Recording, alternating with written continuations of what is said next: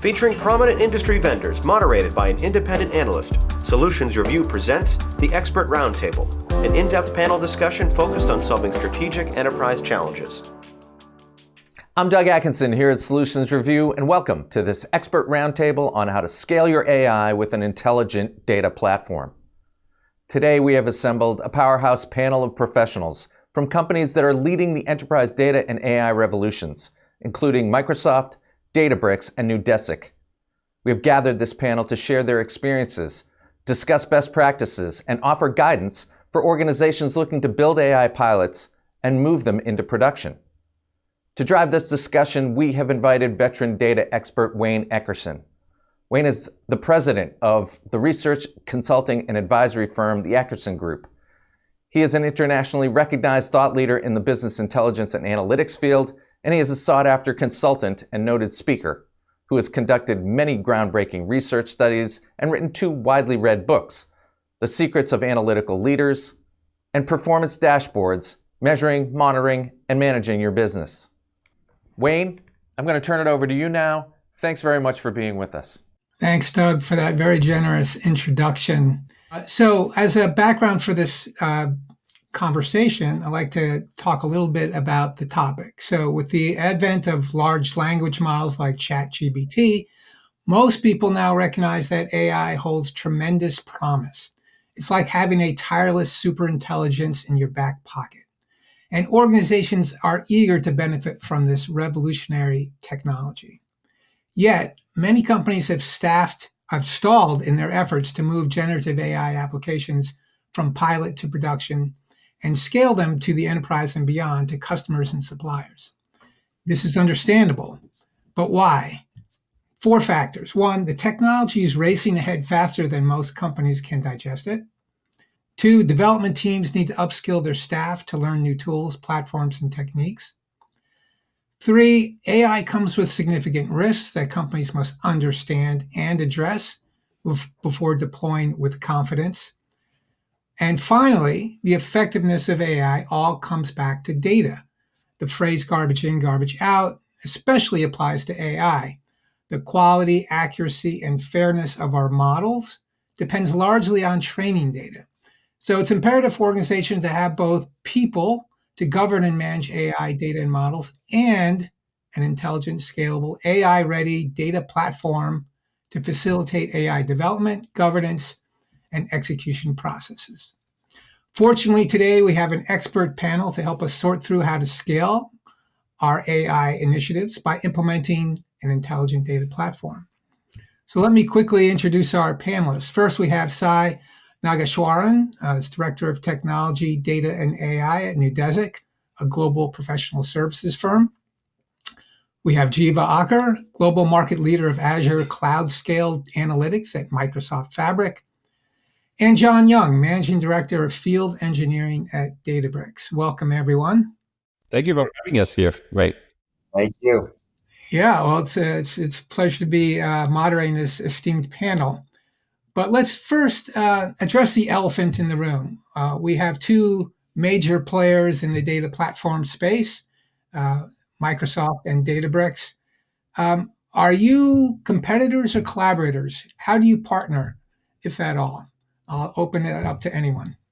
Yeah, that is an elephant in the room. I think of this as both competitors and collaborators.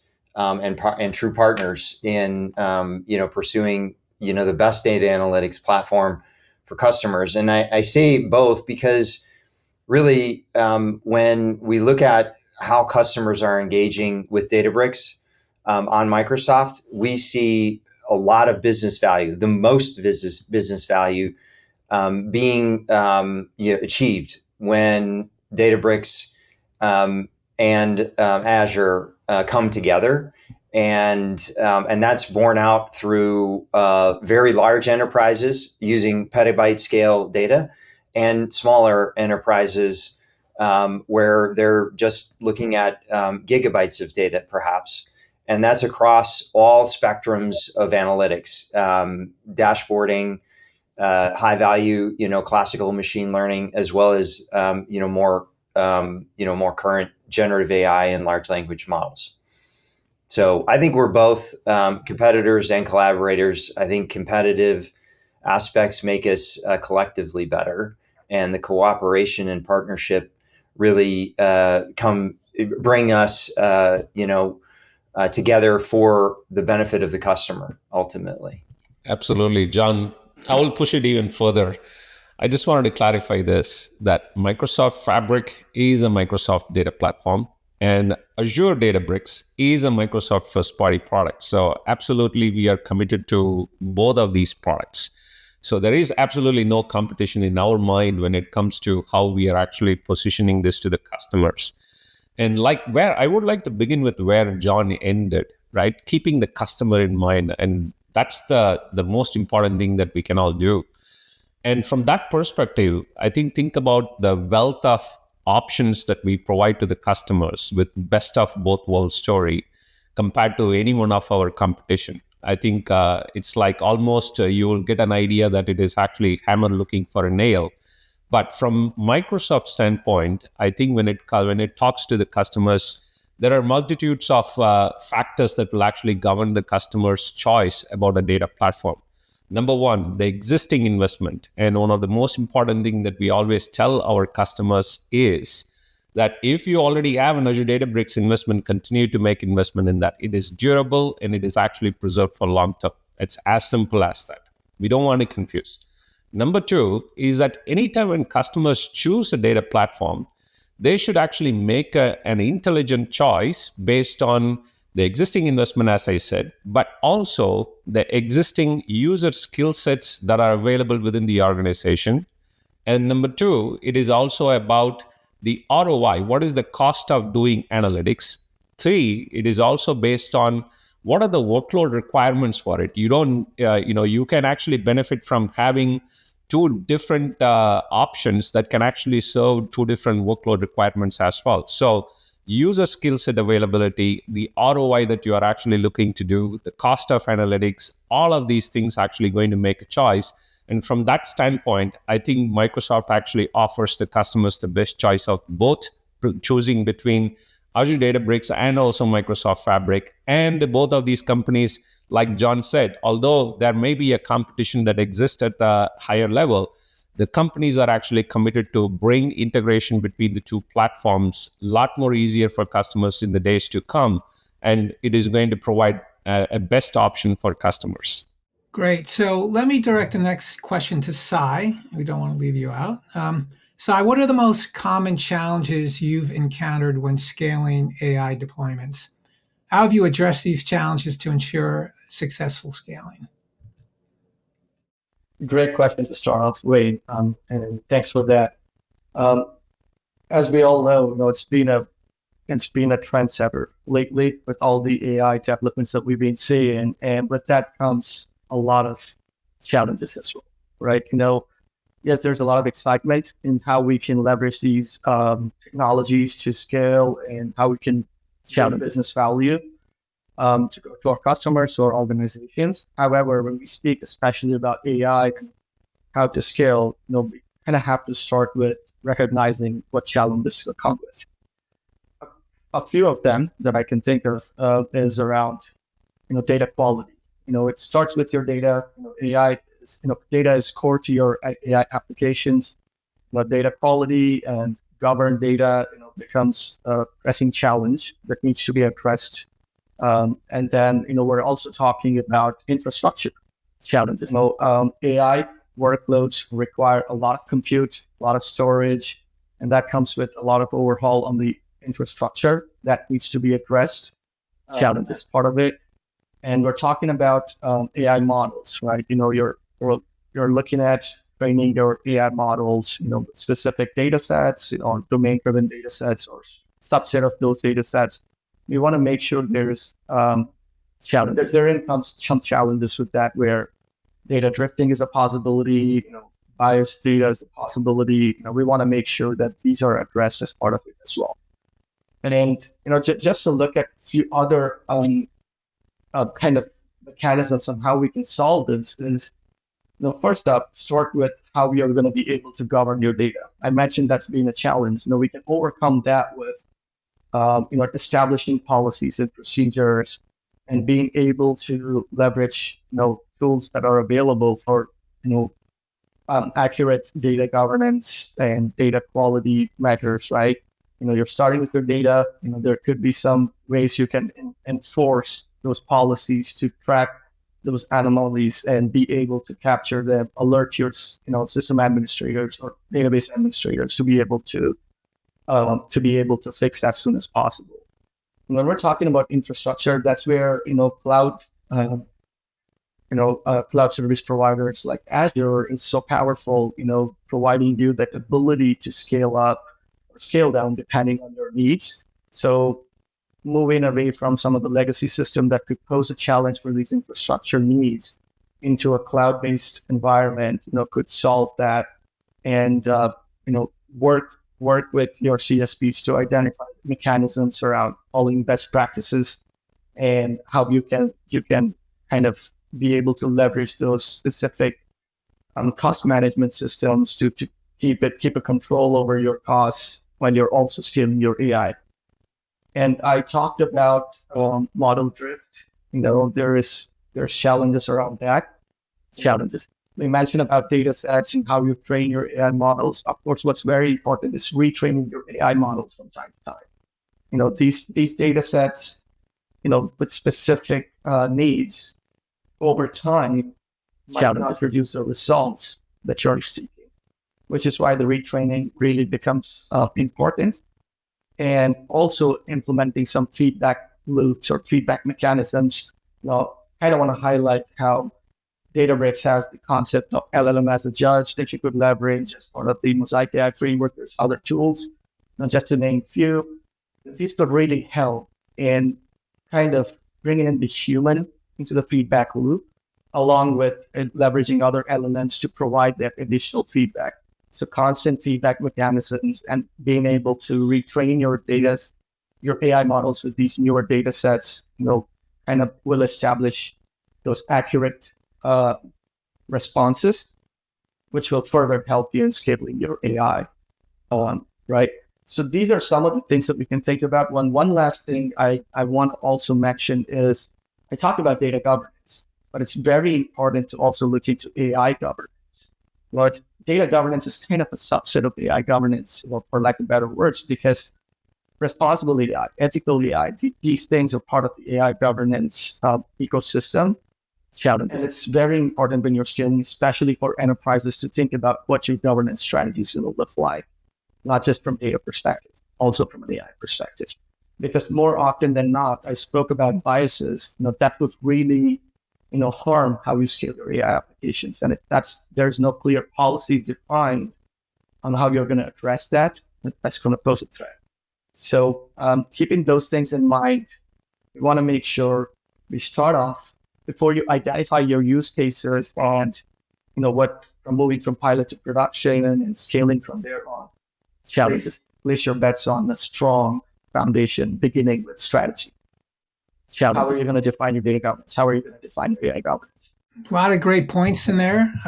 So let me drill down on some of those, especially the data governance and quality, by asking John, how do you effectively manage and govern large-scale AI data sets? What strategies do you employ to ensure data quality, data privacy, and data security?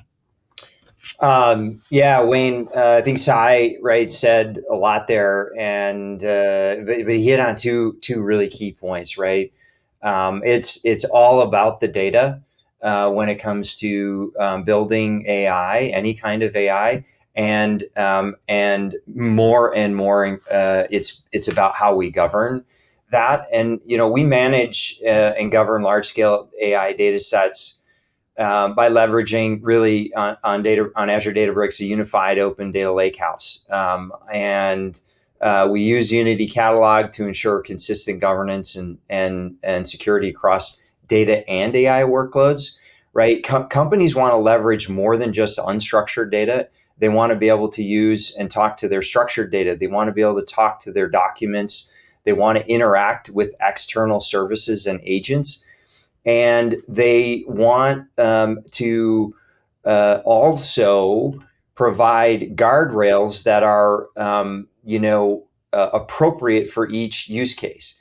for internal applications, there may be a higher tolerance than for external than for external applications, and they need to be able to bring that in to the entire application building process. And Simon made a great point about context and recency, right? As if you were wondering about Olympics performances, you'd want to incorporate the most recent Olympic performances of our most recent Olympics, right? And so on. And so that evaluation data set, as it continually evolves, needs to be also brought in. And so, the way to do that, there are very effective ways to do that using good, strong, and enterprise scaled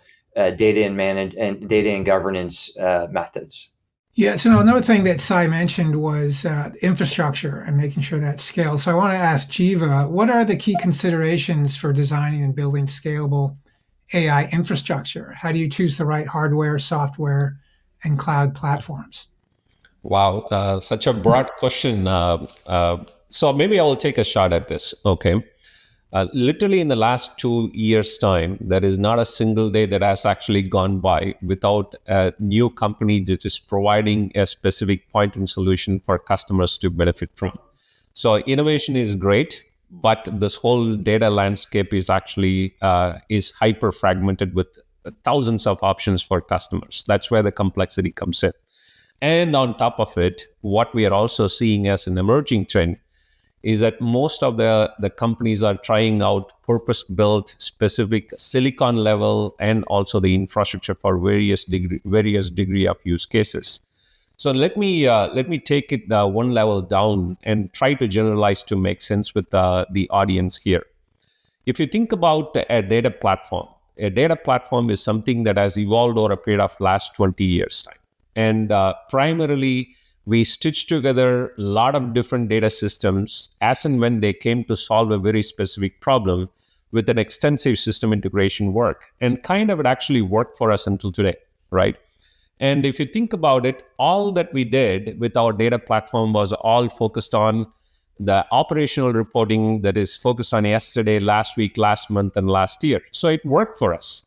But the data latency that exists between all these different multiple fragmented systems stitched together is not going to help us when we are thinking about enabling the enterprise for future use cases. And like we talked about, more than 50% of the enterprise analytics and the workload in any enterprise environment is going to be AI ML applications consuming data and also real-time analytics. It's decision making in time.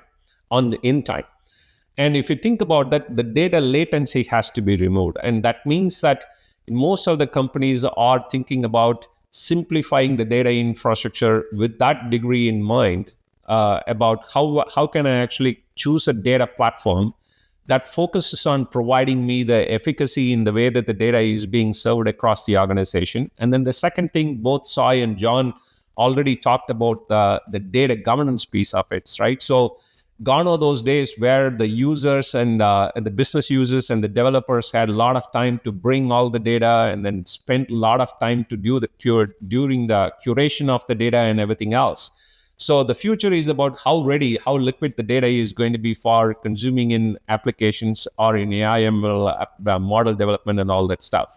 So I think the future is, in my opinion, the short answer is that the customers are looking to simplify the data infrastructure where they can actually, one, focus on removing the data latency, and number two, where they can address the critical issue, which is where 70% of the time being spent on analytics today, that is about the data preparation that is being automated across the entire system. And of course, we already talked about the data governance so that right people will have access to the right data and all that. And it should be automated everything into the data platform. So these are the core principles with which the customers are actually thinking about the data platform.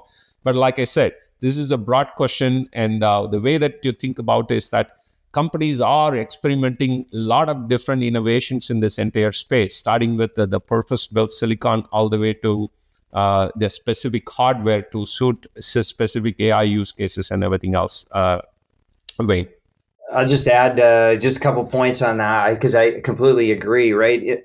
Balancing flexibility, scalability, and compliance, right, while providing kind of that seamless integration across the services, the Azure services across that platform, right? Things like Data Factory, Power BI, et cetera. Like those are the things that create a simplified experience from an operational standpoint while providing the best value for the analytics that are being produced. And that sort of removal of complexity and all of the knobs and dials that people would need to typically have to turn is really where we together are driving. Yeah, absolutely. The data infrastructure consists of the data foundation, then there is a data management layer, then there is a serving layer. So there is an innovation that happens across all of these the layers.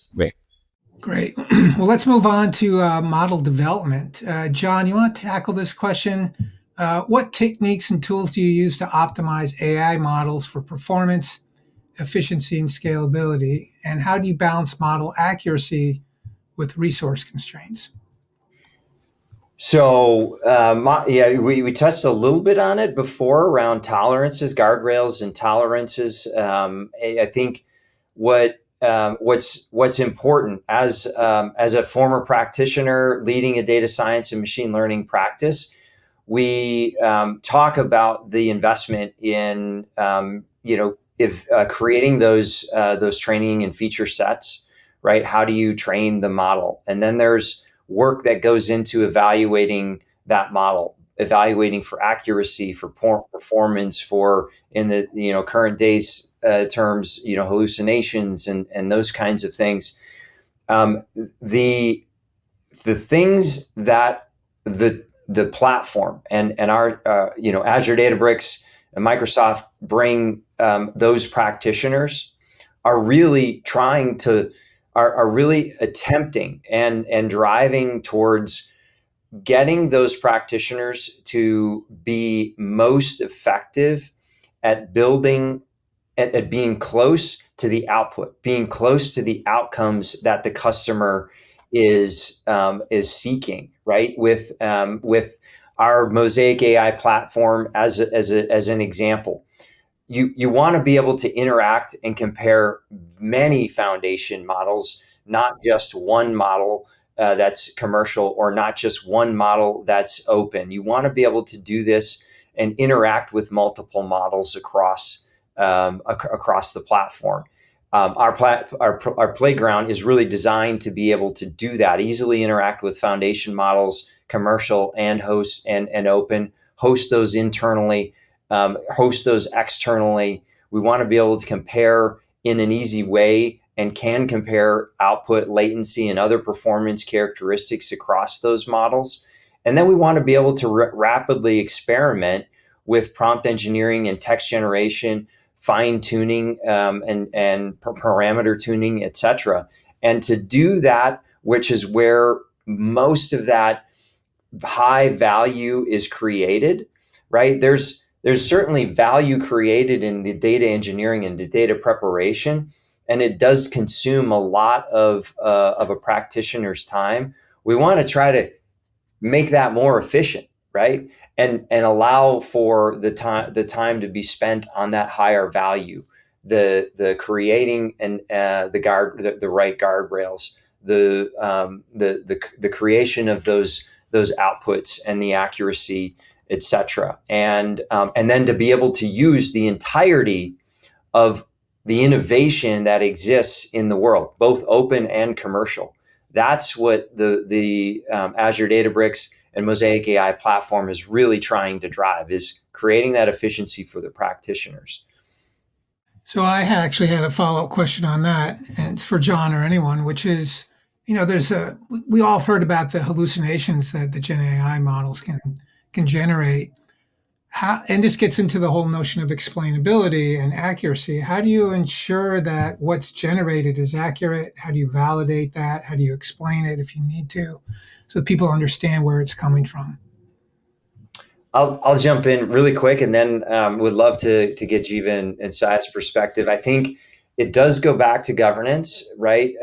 Right. We govern the data, we govern the models. We also want to provide and do provide this through Unity Catalog, that centralized governance experience, so you can look at these agentic compound AI systems, which is where the industry is going. It's not, one monolithic experience, not one monolithic model. It's agents that are strung together, built together, internal, external, that are coming together to do, sort of multiple thoughts, right? And to really do that in a way that you can quickly evaluate across the board, as well as govern that evaluation, is super critical, because evaluation is part of that process, and you need to be able to do it efficiently. Sai or Jeeva, any thoughts? Yeah, I would just like to go on top of it. First of all, John did a terrific job explaining this. If I have to put it in a glossary or wrap it around what John said, I think building a trustworthy AI system and also ensuring the accuracy of all the AI models is a collective responsibility of both the developers and also the end users, right? So it is the constant number one about the AI developers focused on actually making sure that there are no data biases. And then the second, the end users providing that continuous accuracy feedback about, first of all, ethical use of the model, number one, at the end user level. And then number two, it is also providing that continuous feedback loop about the model performances and how did it actually do in the outliers, and all that is going to help, make this as an iterative process. So one thing that I want to make it very clear is that no model is actually production ready on get-go. It is an iterative process, and it is a continuous development that will get better over a period of time. So we need to be, all parties who are in the chain loop has to be committed for it. So I'll just jump in to kind of add to what Jeeva just mentioned. And John and Jeeva, you heard them talk a lot, and we've been emphasizing a lot on governance. And part of governance, key aspect, is security as well. Right? You're building your AI models, and you have your data security, and you also have the AI security on top. How are you going to be able to secure this? You're building your AI models. What sort of version control do you have on top? How are you going to be able to compare with your previous versions? That needs to be secure, and that needs to be able to, kind of align with what your accuracy, metrics look like, right? And when we're talking about deploying AI models to production, Jeeva rightly said, it's not like deploy and done. It's an iterative process. You've got to ensure that there is, we talk about retraining, continuously providing more data. Let me rephrase that: providing quality data, so that we're able to expand and extend beyond your original kind of accuracy predictions, right? So security, continuous retraining, strong version control is kind of what I wanted to add to what John and Jeeva already mentioned. So, Sai, can you elaborate a little bit more on how you actually monitor AI models and systems in production to detect and address issues? Challenges. Absolutely. Again, very great question. Very important. Once we deploy, what happens next? It kind of is very important, because it's challenges. It's important to have key metrics identified, your key performance indicators, whatever you want to call that. Establish what your accuracy metrics need to look like.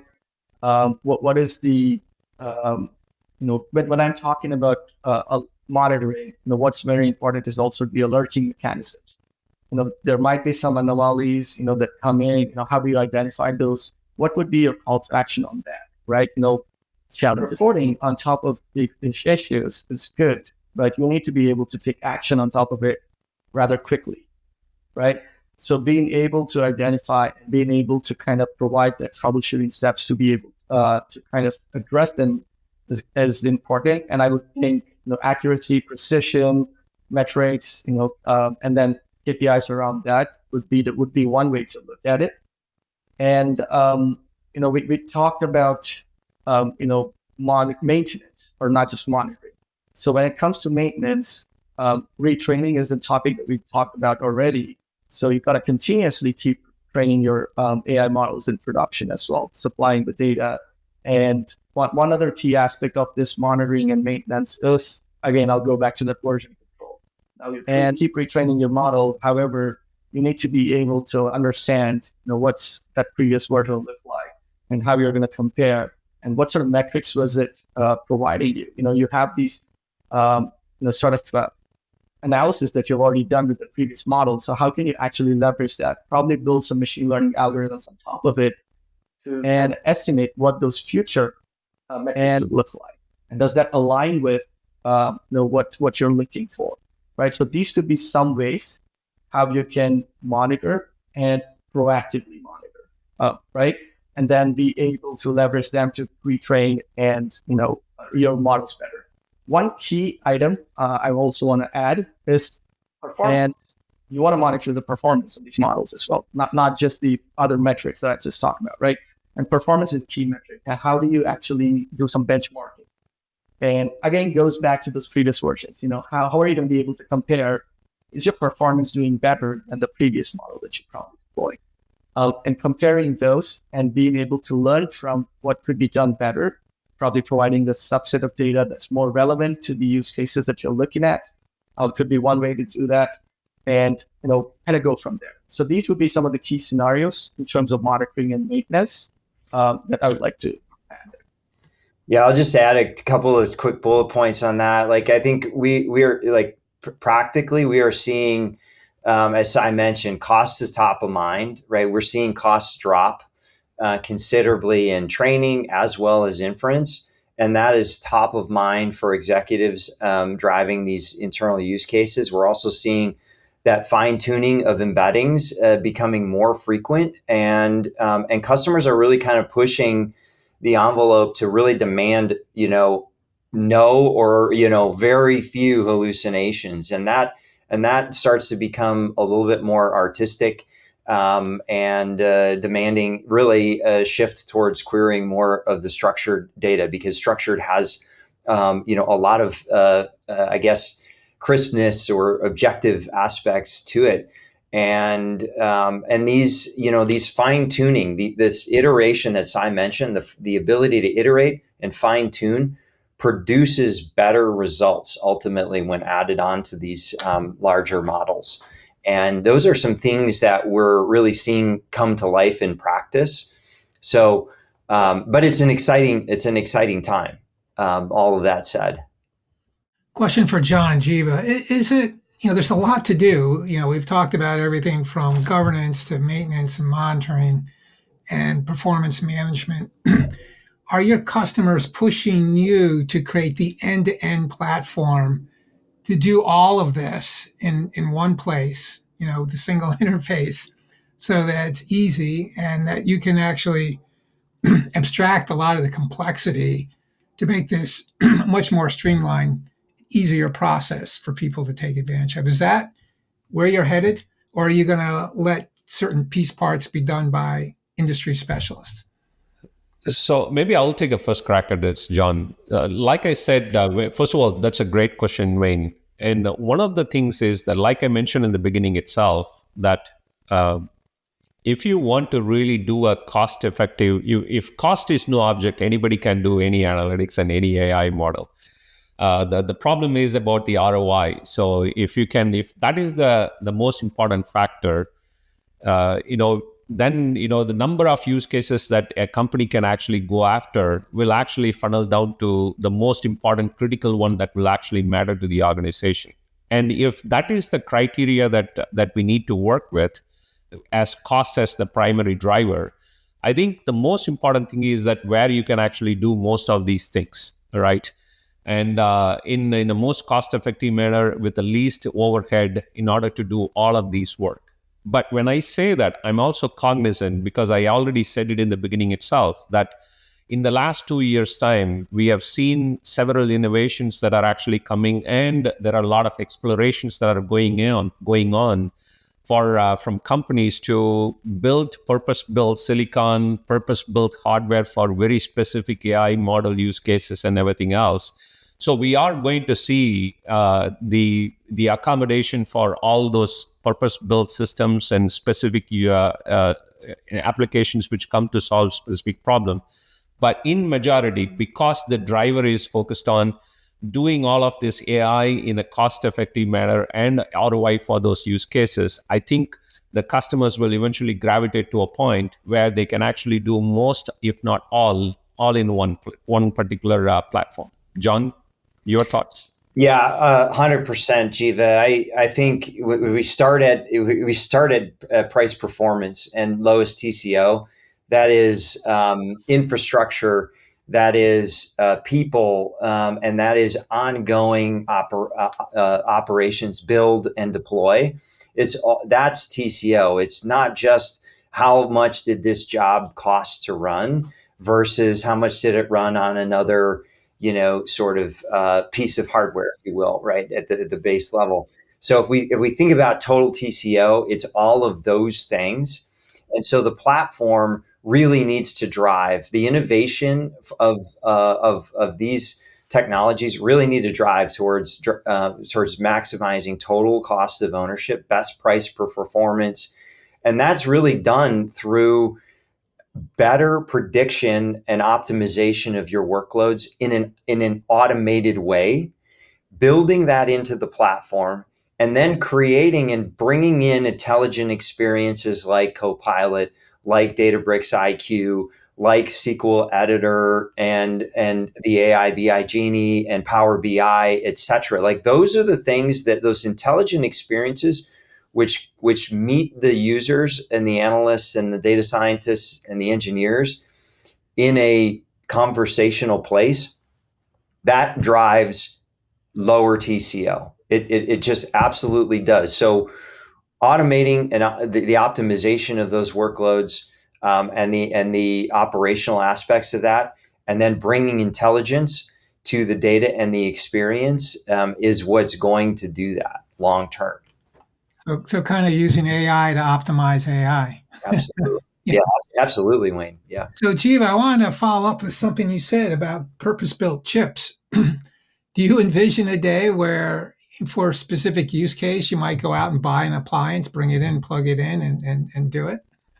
So there are, like I said, the chances of that becoming the a common factor across all use cases are very minimal, but there are companies who will actually benefit from that, right? So for example, of course, we all know that the entire industry, and especially in the data analytics space, it has actually evolved around the purpose-built systems, appliances, and all that stuff. So, and we are going to see, for example, like right now, all the use cases that we are talking about from AI model, predominantly they are all factored around the semantic search and summarization, and then the content and code generation and all that. Predominantly, it's all data center-centric workloads. But the future of AI deployment is all going to be focused on how you are actually going to take this model to the edge, where they can actually use this model to make decisions. And at that point in time, you are definitely going to rely on purpose-built chips and also the purpose-built systems for various different use cases. And that's just a natural evolution of where this entire industry will go.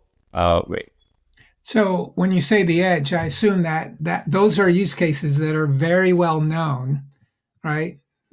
Where you can let the machine make the decision because you're confident it's going to do the right thing. Is that what you mean? Yeah. Yeah. So beautiful. I think right now we have seen the evolution of IoT use cases. So first the journey for us actually began from collecting all the data from all these machines, our edge devices, right? And then, but we never actually pushed to a point where we let the machines to make the decisions by itself. It's still a human intervention that actually pushes that. And I think that's primarily because of the confidence level and where the AI models are at today. But inevitably, we will actually reach a point where we all will have confidence in the models that we actually generate and the decisions that are actually taken by the models. And eventually we will get to a point where we will be forcing the machines to make the decisions by themselves, and with the supervision of with a human supervision. And again, like I said, at that point in time, you are actually going to rely on a very purpose-built devices. Even just like, I will just give one more example, Wayne, for the audience, is that when you will right now, you actually walk into either Walmart or Sam's Club or Costco, the video cameras that used to just record the videos of people walking in are doing many more use cases, supporting many more analytics use cases today. And you are going to see many more of those evolution as we go along. Yeah, I've talked to a couple of those companies who've built and deployed those cameras, and they're using them to find out how old the person is, what gender they are, understand what car they drove into the lot. Anyway, that's a whole another story. But I was thinking about autonomous cars when you were talking, and I'm like, okay, when am I going to be able to get in an autonomous car and not hold the steering wheel? It's coming, right? So let me turn to Sai here, slightly different topic. Let's talk about talent and skills. What are the critical skills and expertise needed to build and scale AI teams? How do you attract and retain top talent in the field of AI and ML? Oh God, such an important question. We talked about governance, data governance. Data governance always starts with people first. People, process, technology. So especially understanding what skills are required to, challenges, deploy these AI models, scale. I kind of want to start with, these roles that we are familiar with: data engineers, data scientists, machine learning engineers, and you're looking at AI engineers, for example. So all these roles, I think, are just going to be very, very important moving forward as well. Right? I cannot emphasize on how important challenges data is going to become as we have these AI applications being built, the autonomous vehicles that we're talking about. As we all been talking about, data is the center of it. So data engineers, data quality engineers, data governance experts are going to really take the front seat. And, being able to collaborate with data scientists and ML engineers is again, going to be very important. Understanding what these roles are going to be, where these roles plug in the journey of the life cycle of an AI application is going to be very important. And with these roles, they also come with additional responsibilities and skills that we need to develop. Prompt engineering is something that's becoming very big, which means you need to have a very good domain-specific knowledge. You're working with several industries. You're working on topics that you're probably not familiar with. So working on understanding these domains, what these business problems mean, what these contexts mean. Every industry has different technical jargons of itself, right? Understanding those intricacies is very, really important, and being able to communicate that in effective ways, right? So communication skills, is going to be very important as well. And I'm looking at, governance, right? Governance and challenges, ability to speak a certain language that your AI models can understand. Challenges. All these are going to be only, applicable for scaling your AI applications when you have a strong security, which means you need a very good data security expert or an AI security expert, or even a cyber security expert, right? So these roles are going to be very, very important. Infrastructure engineers, another one to think about. These experts are going to be really important, especially when you're moving away from your legacy systems. Because, most important, it's very important to understand that most SMCs are probably not going to build their models from scratch.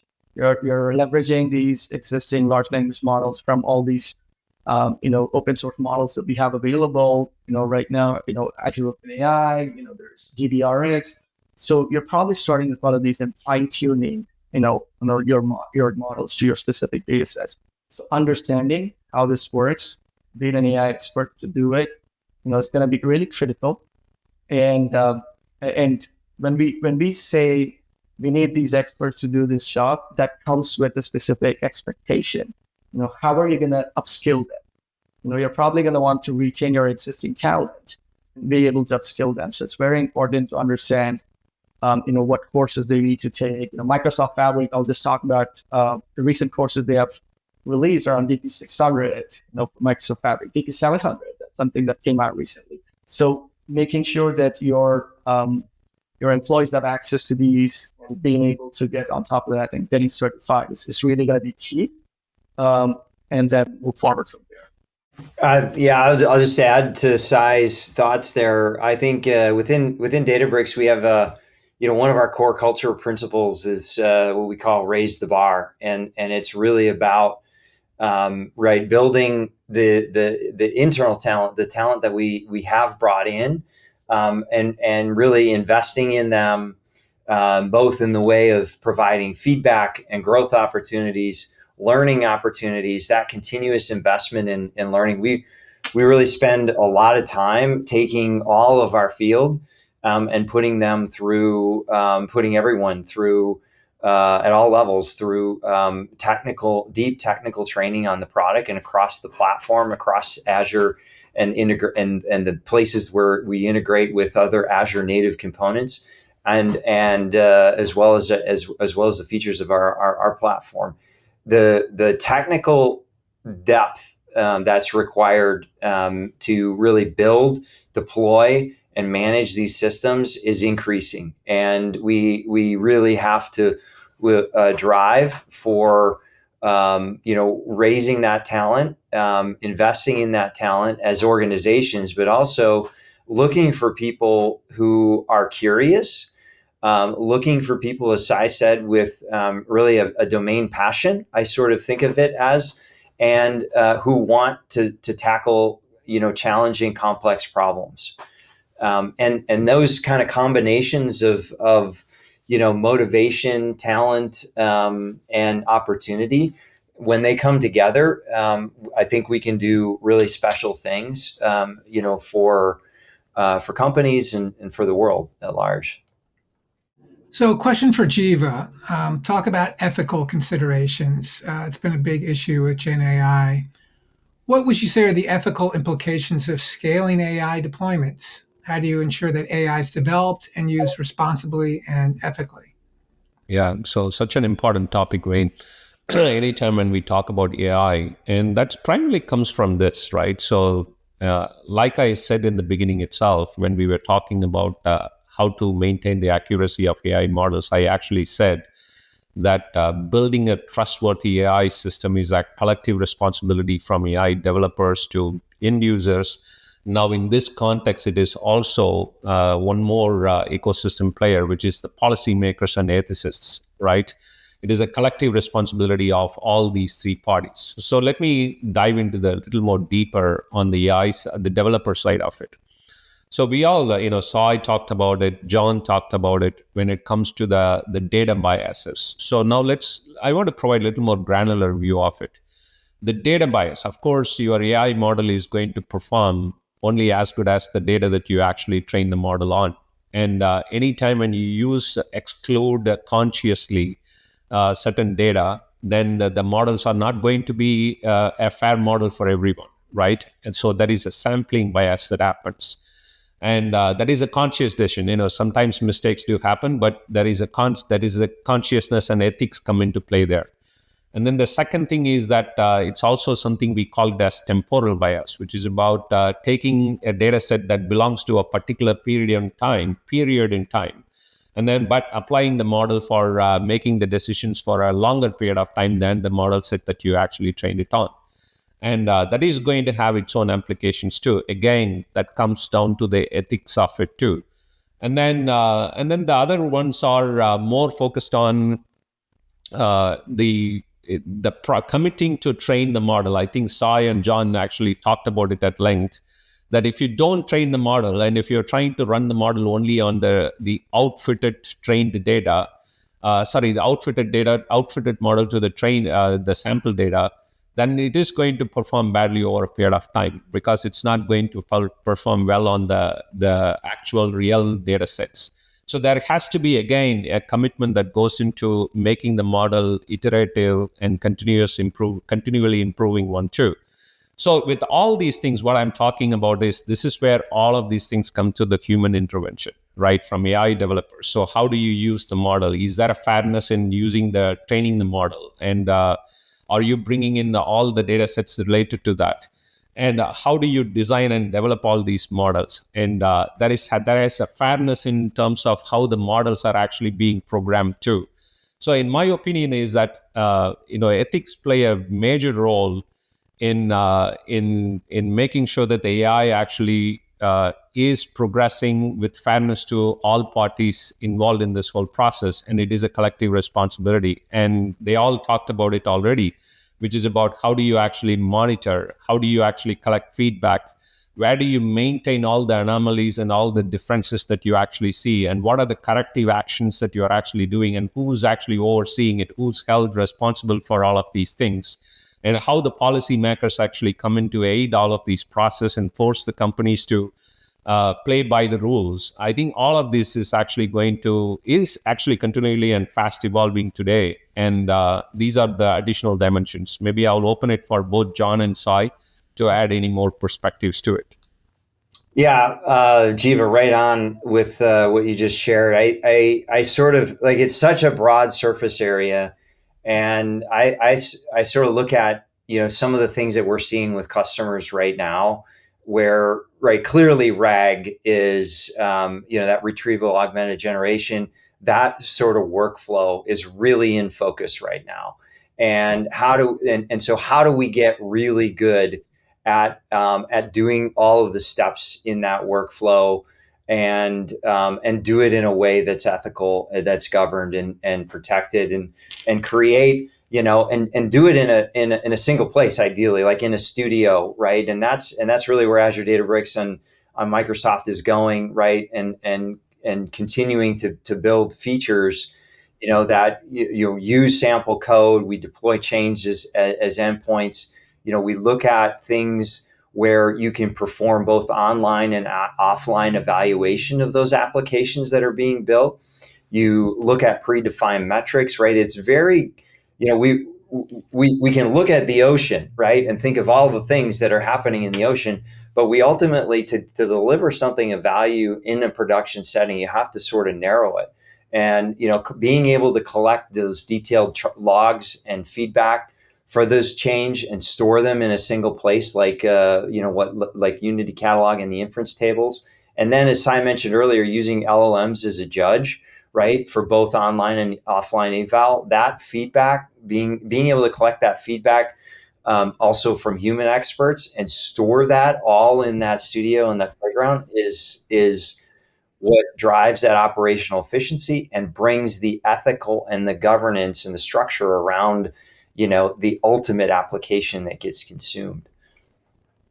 I think Jeeva and John picked really key points there. I just want to add one last touch to it, especially around what can organizations do to be able to kind of build these processes, these policies that support the ethical and responsible AI. Probably establish AI center of excellence or data center of excellence that can kind of sit together, work with stakeholders, identify the key areas, and come up with some policies and procedures that ultimately can define what you can imply into these, ensuring that there's security and governance, right? So I would really, focus on establishing these key, COEs to be able to define these policies and procedures. Okay, guys, we have just a few minutes left, and I want to have you take your crystal balls out. We want to take a little step into the future. I would like each of you, in about 30 seconds to a minute, just to tell me what you think is coming down the road in this area. What can users, listeners, customers, prospects expect to happen in AI and at the intersection of AI and intelligent data platforms? So it's easier to go first because I will not run out of ideas after John and Sai actually go through this. But my purpose, I think I already laid it up. It's such an important thing. We are at a critical moment in our evolution, right? That there is every single organization is actually investing in AI today. And it is a public information that there are 34,000 customers who are trying out Microsoft AI. But if you look at, like I said in the beginning itself, the AI use cases are predominantly driven around the search and summarization and code and content generation. Those are the four things that are primarily focused on the data center side of it.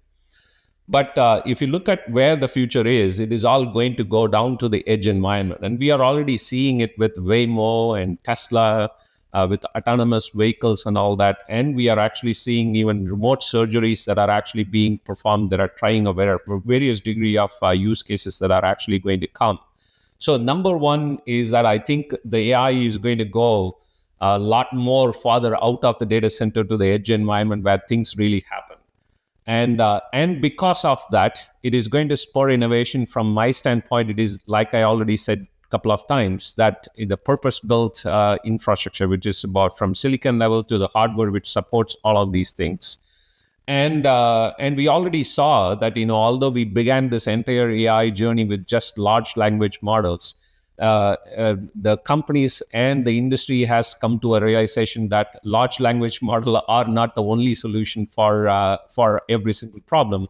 And then there is SLMs there are more efficient models which has actually come to solve for different use cases. So we have seen the devolution. And if you don't take that journey one level down, there is a multi-model view too. So for example, today you have to feed in text in order to get data out of text, but the multi-model is actually evolving where you can actually put all the text, the video, or images, all of it in one place, and then you will be able to still make sense out of it. I think all of these are at the very early stages of innovation. It is exciting time ahead of us. John, Sai? Yeah, so I'll go second and leave Sai for the last word. I know we've got just a couple minutes here. I think right. Ultimately, organizations are looking for cost-effective ways to bring into production Gen AI, advanced AI solutions using their own data. Ultimately, the innovation is going to be around how to do that more effectively.